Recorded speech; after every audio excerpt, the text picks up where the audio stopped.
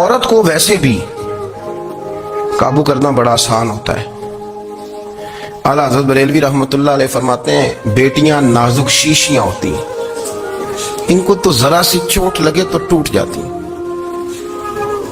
دیکھیں کتنا بڑا جملہ کہا بریلی کے امام, نازک شیشیاں, ذرا کوئی آدمی گمراہ کرتا ہے ذرا خراب کرتا ہے. اب دیکھیں نا, یہ جو بچیوں کو بچے مس گائیڈ کرتے ہیں, انہیں بڑے بڑے خواب دکھاتے ہیں, وہ بیچاری ماں باپ کو چھوڑ کے, بہن بھائی کو چھوڑ کے اس کے ساتھ شادی کرتی ہے. پھر جو اس کا بعد میں اشر ہوتا ہے, آپ ادلیاں نو سردار پہن تکے تے شرما والیاں نو چوٹے ڈولیاں دے. پھر وہ بیچاری ماں باپ رکھتے نہیں, وہ ظلم کرتا ہے, تو کتنی بڑی تکلیف میں وہ بچی آ جاتی. نازک شیشی ہوتی ہے نا تو ٹوٹ جاتی.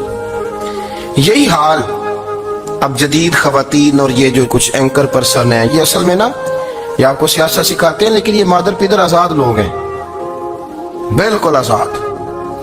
یہ تو علماء شور نہ کریں, بات نہ کریں, گفتگو نہ کریں, مشائخ بات نہ کریں, اور یہ جو کچھ سنجیدہ اور دینی طبقہ ہے یہ کچھ شور نہ کرے, یہ تو روڈوں پہ ننگے ہو کے آ جائیں. معذرت, خوفناک نظریہ رکھتے ہیں یہ لوگ. عورت کو کہتے ہیں تیرے حقوق ہم تجھے لے کے دیں گے. مثلاً وہ کون سا حق ہے جو تم نے لے کے دینا ہے؟ میرے نبی کریم صلی اللہ علیہ وسلم اس کو بیٹی بھی بنایا ہے, اس کو بہن بھی بنایا ہے, اس کو ماں بھی بنایا ہے, اسے بیوی کا عالی شان رتبہ بھی عطا فرمایا ہے. اور چونکہ بیٹی کا بھی حق بڑا بیان کیا جاتا ہے, بہن کا بھی, ماں کا بھی. اور بیوی کے معاملے میں لوگ سمجھتے ہیں کہ زیادہ بات نہیں کرنی چاہیے, شاید مسئلہ خراب ہو جائے. حالانکہ نبی پاک صلی اللہ تعالیٰ علیہ وسلم نے بیوی کے بارے میں پتہ کیا فرمایا؟ فرمایا جب تم نکاح کر لیتے ہو تو اپنا ایمان محفوظ کر لیتے ہو. اب میں اس کی شرح نہیں کرتا, اب خود کر لیجئے گا کہ وہ ایک ایسی شخصیت ہوتی ہے کہ جس کی موجودگی میں آپ کا ایمان محفوظ ہے. اب میں نہیں سمجھتا کہ اس سے بڑی بات کوئی اور ہو سکتی ہے, جس کی موجودگی میں آپ کا ایمان. اور بھئی یہ حدیث پاک عرض کر رہا ہوں, نکاح جب کوئی کر لے تو اس نے اپنا ایمان مکمل کر لیا. اس کا معنی یہ ہوا کہ آپ کا ایمان محفوظ ہے اس کی موجودگی میں. تو اس سے زیادہ بھی, یعنی ایمان سب سے قیمتی چیز ہے نا, تو اس کے محفوظ ہونے کی وجہ حضور نے نکاح بیان کر دی.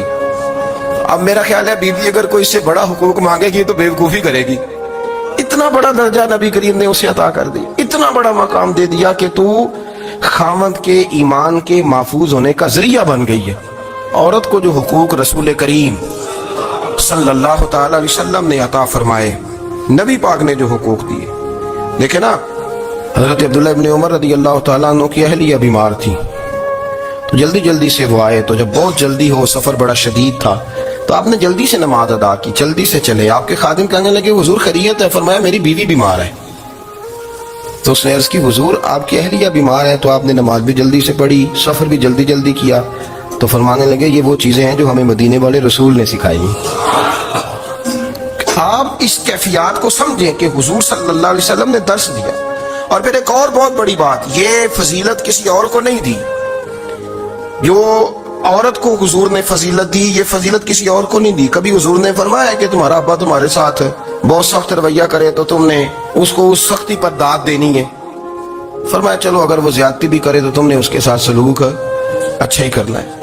لیکن آپ ایک بات کو سمجھے نا کہ بچے کے بارے میں, بیٹے کے بارے میں, بیٹی کے بارے میں فرمایا 10 سال کے ہو کے نماز نہ پڑھے تو سختی کرو, تمہارا ڈنڈا بھی لٹکنا چاہیے.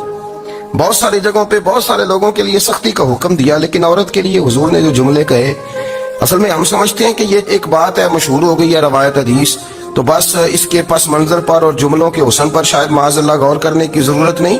ذرا اس لفظ کی تاثیر پر غور کریں. حضور نے فرمایا عورت ٹیڑھی پسلی سے پیدا کی گئی ہے, یہ ٹیڑھی ہے, تو سیدھا کرنے کی کوشش کرو گے تو ٹوٹ جائے گی. تو حضور پھر ہمارے لیے حکم کیا ہے؟ فرمایا جیسی ہے تم اسی کے ساتھ نبھا کرو. آپ سمجھیں کہ اتنا محفوظ حضور نے درجہ دے دیا بی بی کو, اتنا محفوظ کہ فرمایا غلطی بھی ہو تو میرے غلاموں تم اس کے ساتھ نبھا کرو, گزارا کر لو. کو کیا اور حق چاہیے عورت کو, جس کو اس کی غلطیوں سمیت نبی پاک نے قبول کرنے کا حکم دے دیا کہ اس کی کمزوریوں سمیت قبول کر لو. اب اس کو اور کیا کوئی کمزوریوں سمیت قبول کرتا ہے؟ کبھی آپ دکان پہ بیٹھے ہو تو آپ کہیں بھی اس میں یہ بھی غلطی, میرے مال میں یہ بھی کمزوری ہے, یہ بھی کمزوری ہے, یہ بھی کمزوری ہے, تو کر لے قبول. کرتا ہے کوئی؟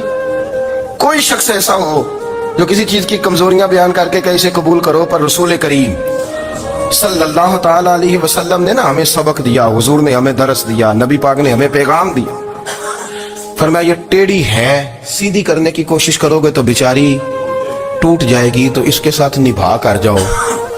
آپ میری بات کو سمجھیے گا۔ چلے میں اس پر ایک اور بخاری مسلم کی حدیث پڑھتا ہوں۔ حضرت سلمان فارسی رضی اللہ تعالیٰ عنہ اور حضرت ابو درداء کے درمیان بھائی چارہ تھا۔ مکے سے مدینے جب لوگ آئے تو حضور نے بھائی بھائی بنایا تھا، ان کے درمیان بھائی چارہ تھا، تو ابھی پردے کی آیات نازل نہیں ہوئی تھیں، تو لوگ ایک دوسرے کی طرف جاتے تھے۔ حضرت سلمان فارسی رضی اللہ تعالیٰ عنہ حضرت ابو درداء رضی اللہ تعالیٰ عنہ کے گھر میں تشریف لے گئے تو دیکھا کہ ان کی بیوی بڑی غمگین بیٹھی۔ تو آپ نے فرمایا بہن کیا ہوا؟ تو کہنے لگی تمہارے بھائی کو دلچسپی کوئی نہیں رہی، ہر روز روزہ رکھ لیتا ہے اور ساری رات نفل پڑھتا ہے۔ حضرت سلمان فارسی کہنے لگے ٹھیک ہے، کر لیتے ہیں بندوبست۔ نماز دین ہے کہ نہیں؟ دین ہے نا یہ چیزیں۔ لیکن حضرت سلمان فارسی جناب ابو درداء سے کہنے لگے آج میں نے تیرے گھر میں رہنا رات کو، کیونکہ وہ تو ساری رات نماز پڑھتے تھے، نفل پڑھتے تھے۔ انہوں نے کہا ٹھیک ہے، ایک بستر لا کے بچھا دیا حضرت سلمان فارسی کے لیے۔ سلمان فارسی فرمانے لگے دوسرا بھی لا۔ کہا وہ کیا کرنا ہے؟ فرمانے لگے تو نے بھی سونا ہے، میں نے بھی سونا ہے، تو نے بھی سونا ہے، عشاء پڑھیں گے اور پھر دونوں سوئیں گے۔ کہا میں نے تو نماز پڑھنی ہے۔ فرمایا تہجد کے وقت اٹھ کے پڑھیں گے، اللہ کے رسول بھی رات آخری حصے میں جا کے نماز پڑھتے۔ ادھر ساتھ سلا لیا، وہ تھوڑی کو دیر سوئے، اب عادت تھی ساری رات اٹھنے کی، ذرا اٹھنے لگے بستر سے تو حضرت سلمان فارسی فرمایا چپ کر کے سو جا، وہ بڑی رات پڑی ہوئی ہے، چپ کر کے سو جا۔ وہ لیٹ گئے، پھر اٹھنے لگے تو فرمایا سو جا چپ کر کے، بڑا ٹائم ہے۔ سحری کے وقت اٹھے، نفل پڑھے، ان کا ارادہ تھا روزہ رکھنے کا، تو فرمانے لگے کل رکھا تھا نا نفلی روزہ؟ جی رکھا تھا۔ پرسوں بھی رکھا تھا ترسوں بھی رکھا تھا۔ فرمایا آج نہیں رکھنا، آج میں تیرا مہمان ہوں، سارا دن کٹھے مل کے روٹیاں کھائیں گے، آج نہیں روزہ رکھنا، سلا دیا۔ اب حضرت ابو درداء رضی اللہ تعالیٰ عنہ کیا تو کچھ نہ سکے، پر کہنے لگے سلمان تم پتہ تم کیا کر رہے ہو؟ نہ تم نے مجھے رات اٹھ کے زیادہ نفل پڑھنے دیے، سویرے روزہ نہیں رکھنے دیا۔ تو حضرت سلمان فارسی کہنے لگے کوئی لمبی بات تو نہیں نا، چلتے ہیں نا ابھی فجر میں مسجد نبی میں، تو نبی پاک کو بتاتے ہیں سرکار دو عالم علیہ السلام کی خدمت میں تو اپنی بات کرنا میں اپنی کروں گا، حضور نتیجے کا اعلان فرما دیں گے، بات طے ہو جائے گی۔ حاضر خدمت ہوئے، عرض کی یا رسول اللہ صلی اللہ تعالی علیہ وسلم یہ ساری رات نفل پڑھتے ہیں، ہر روز روزہ رکھتے ہیں، ان کی اہلیہ غمگین بیٹھی ہیں، حکم فرمائے۔ تو نبی پاک صلی اللہ علیہ وسلم نے فرمایا پھر ہوا کیا؟ یا رسول اللہ میں نے رات سلایا ہے، سحری میں اٹھایا ہے، سویرے روزہ نہیں رکھنے دیا۔ نبی پاک نے فرمایا سلمان فارسی نے ٹھیک کیا، سلمان فارسی نے ٹھیک کیا۔ پھر حضور نے فرمایا، نبی کریم نے فرمایا ابو درداء تیرے اوپر اگر اللہ کا حق ہے، اس کے رسول کا حق ہے، دین کا حق ہے، تو فرمایا تیری آنکھ کا بھی تیرے اوپر حق ہے، تیرے وجود کا بھی تیرے اوپر حق ہے۔ یہ حضور نے فرمایا تیرے بچوں کا بھی تیرے اوپر حق ہے، تیری بیوی کا بھی تیرے اوپر حق۔ اس حق کو بھی سمجھے، حقوق اللہ بھی ہیں، پر تیری آنکھ کا بھی تیرے اوپر کیا مانا کہ تیری آنکھ سونا چاہتی ہے تو اسے سلا بھی، تیرے وجود کا بھی تیرے اوپر حق، تو تیرا وجود آرام کرنا چاہتا ہے تو اسے آرام بھی کرا۔ اور پھر وہاں نبی پاک صلی اللہ علیہ وسلم نے فرمایا میں تم سب سننا یہ لفظ حدیث کے، حضور نے اسی موقع پر فرمایا میں تم سب سے زیادہ اپنے رب کو جانتا ہوں اور میں تم سب سے بڑھ کر اپنے رب سے ڈرتا ہوں۔ حضور فرمانے لگے میں روزہ بھی رکھتا ہوں، افطار بھی کرتا ہوں، یعنی کبھی رکھتا ہوں اور کبھی نہیں رکھتا۔ فرمایا میں نفل بھی پڑھتا ہوں اور اپنی بیویوں کو وقت بھی دیتا ہوں۔ سرکار مسجد میں بھی آتے تھے، نواسوں کے ساتھ کھیلا بھی کرتے، ان کے ساتھ پیار بھی کرتے۔ تو اتنے بڑے حقوق حضور نے بیان فرمائے عورتوں کے کہ تمہاری بیوی کا بھی تمہارے اوپر۔ لو ایک حدیث بخاری کی اور یہاں بیان کر دیتا ہوں۔ ایک شخص نے آ کے عرض کی یا رسول اللہ صلی اللہ تعالی علیہ وسلم جہاد کے لیے تیاری ہو گئی ہے، صفیں بن رہی ہیں، مجاہدین کی تیاری ہے، تو میرا بھی نام لکھ دیا گیا ہے مجاہدوں کی لسٹ میں، لیکن یا رسول اللہ صلی اللہ تعالی علیہ وسلم میری بیوی نے حج کی تیاری کر لی ہے اور میرے دوستوں نے صحابہ نے میرا نام مجاہدین کی لسٹ میں لکھ دیا، تو میرے لیے کیا حکم ہے؟ یہ بخاری مسلم ہے۔ تو نبی پاک صلی اللہ تعالی علیہ وسلم نے فرمایا جہاد پہ کوئی اور چلا جائے گا تو بیوی کے ساتھ حج کرنے جا، اسے محرم کی ضرورت ہے، وہ تیرے بغیر کیسے جائے گی؟ مجاہدین کو تو اور مجاہد مل جائے گا، پر تو اپنی بیوی کے ساتھ جانا۔ نبی پاک صلی اللہ علیہ وسلم نے مرد کو محافظ بنایا ہے، عورت کو مرد کا قیدی نہیں بنایا، بلکہ عورت کو حفاظت عطا کی اور مرد کو اس کا محافظ بنایا۔ اب بچیاں آزاد ہونا چاہتی ہیں، اور آزادی بھی وہ والی کہ جو بنیادی طور پر آزادی نہیں، فحاشی ہے۔ میں نے بہت پہلے کہا ہے کہ اسلام بیٹیوں کو قیمتی سمجھتا ہے۔ جس بندے کے پاس 20 تولے سونا ہو وہ چوک میں لے کے نہیں آتا، وہ قیمتی چیز ہے، اس نے چھپا کے رکھی ہوتی ہے، तो जो नबी पाक सल्लल्लाहु अलैहि वसल्लम का कलमा पढ़ने वाले बीबियां, इस्लाम उन्हें कीमती समझता है। कहता है कि तुम कीमती हो, लिहाजा घर के अंदर रहो, तुम बाहर ना आओ। लेकिन औरतें हैं कि उनको बिला वजह लोग खराब कर देते हैं और बिला वजह वो इस मुगालते का शिकार हो जाती हैं। अब आगे बढ़ते हैं। कुरान मजीद ने सूरह नूर की आयत नंबर 30 में कहा कि कुल लिल मुमिनीना यगुद्दु मिन अबसारिहिम, फरमाया कि ए महबूब अलैहिस्सलाम, मोमिन मर्दों से कह दो कि अपनी नजरें झुका के रखें, अपनी नजरें। और अगली आयत में फरमाया वकुल लिल मुमिनाती यगदुदन मिन अबसारिहिन्न, फरमाया कि ए महबूब मोमिन औरतों से भी कह दो कि अपनी नजरें झुका।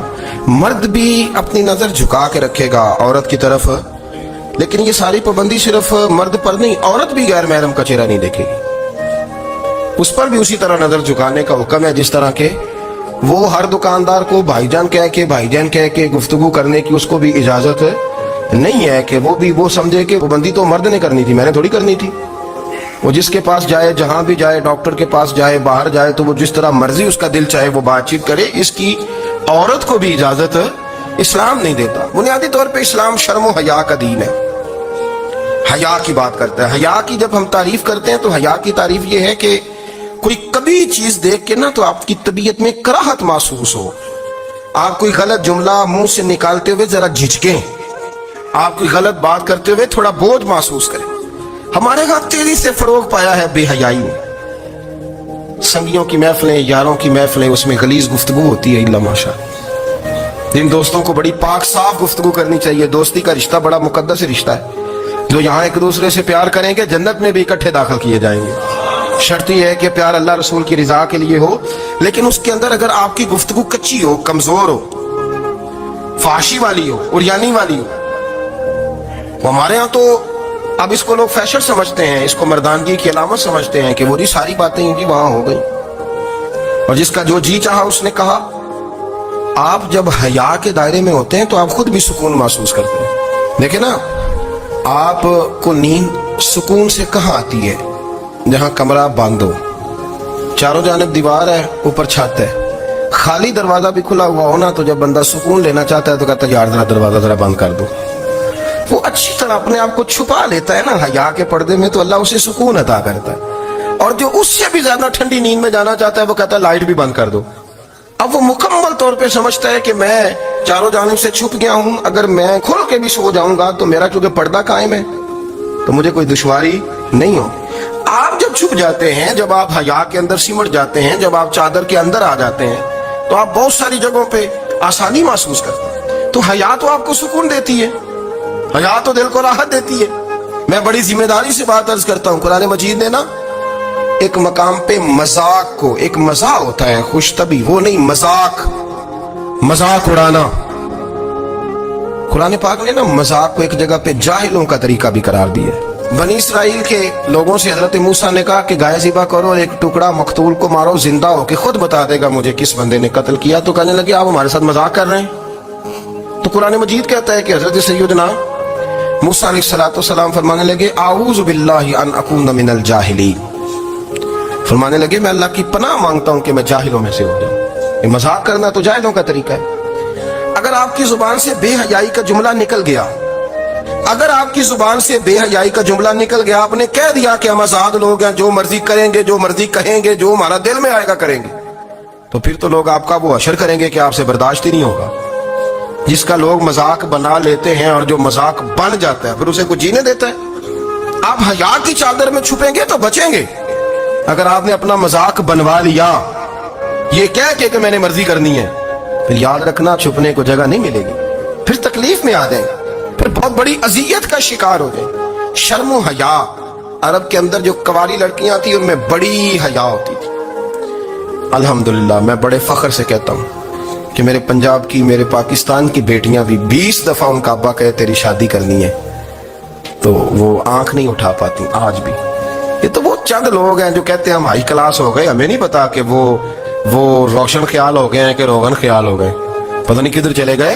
वरना हमारी बेटियां आज भी जब उनसे उनका बाप, उनकी माँ बात करती है तेरी शादी की, तो वो तो शर्म के साथ पिछले से पिछले कमरे में छुपती हैं। ये अल्लाह ने फजल किया हुआ है इस मिल्लत पर।